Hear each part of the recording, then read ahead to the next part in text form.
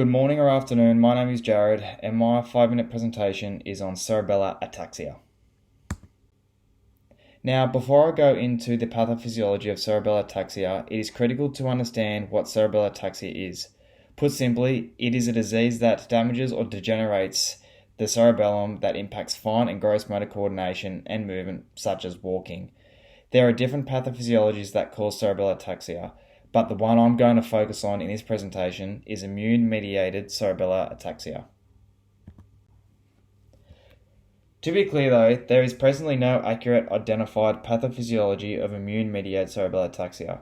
However, Parvez and Otosuki proposed a hypothesized procedure of the development of immune-mediated cerebellar ataxia. Keep in mind, I've kept this flowchart as simple as possible with the explanation of this process that occurs within the brain.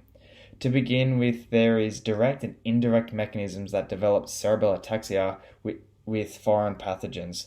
However, despite it either being a direct or indirect method, it all leads to the same road really.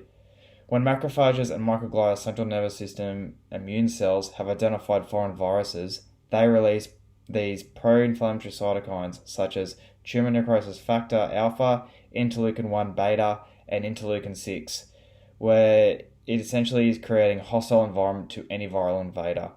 However, what Parvez and Otosuki propose is if the pro-inflammatory cytokines is too hostile, such as there are too many pro-inflammatory cytokines released and being transported in the brain for a prolonged period of time, it begins to break down the blood-brain barrier, which is an important structure to prevent viruses from entering the brain. Now, to the left of the presentation, the phones indicate communication, which is meant to depict neuronal transmission, and the lightning bolts on the right are meant to depict voltage-gated neuronal excitability. These cytokines may impair neuronal communication, ineffective excitability, and function of neurons within the cerebellum, more specifically, the Purkinje cells. Purkinje cells are important as they are the main output transmitters in the cerebellum, but the Purkinje axons are inhibitory to areas within the cerebellum. The cytokines may create maladaptive changes to the plasticity at the cellular level by increasing Purkinje cell firing frequency and dendritic excitability and altering pre- and postsynaptic mechanisms. The outcome of prolonged hyperexcitability causes toxicity within the Purkinje cells that result in Purkinje cell death. The remaining Purkinje cells are hypoexcitable and their inhibitory input becomes reduced. This becomes an issue because, as you can see on the diagram before you, the Purkinje cells synapse with the deep cerebellar nuclei, where contrast to the Purkinje cells are excitatory in function. The Purkinje cells' reduced inhibitory function results in hyperexcitability in the deep cerebellar nuclei, where this degenerative process results in oscillating tremors of limbs.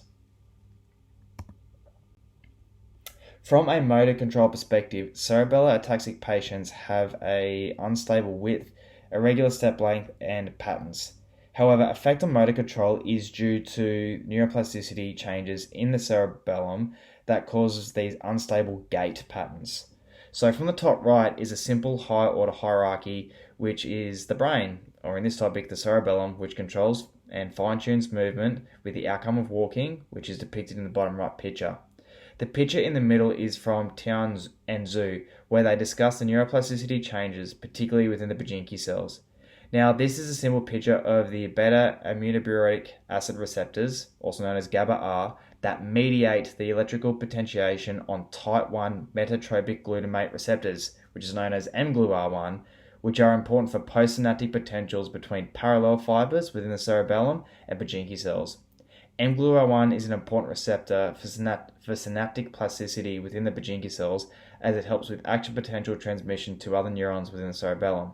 Now, autoimmune responses that attack both these receptors change the Purkinje cell plasticity, where it can impair action potential transmission between Purkinje cells, which is associated with impaired motor coordination and control.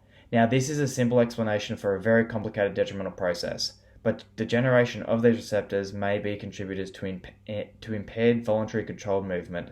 The impaired voluntary controlled movement is displayed as wide base of support in walking, and regarding posture, patients normally tilt to one side during a gait cycle.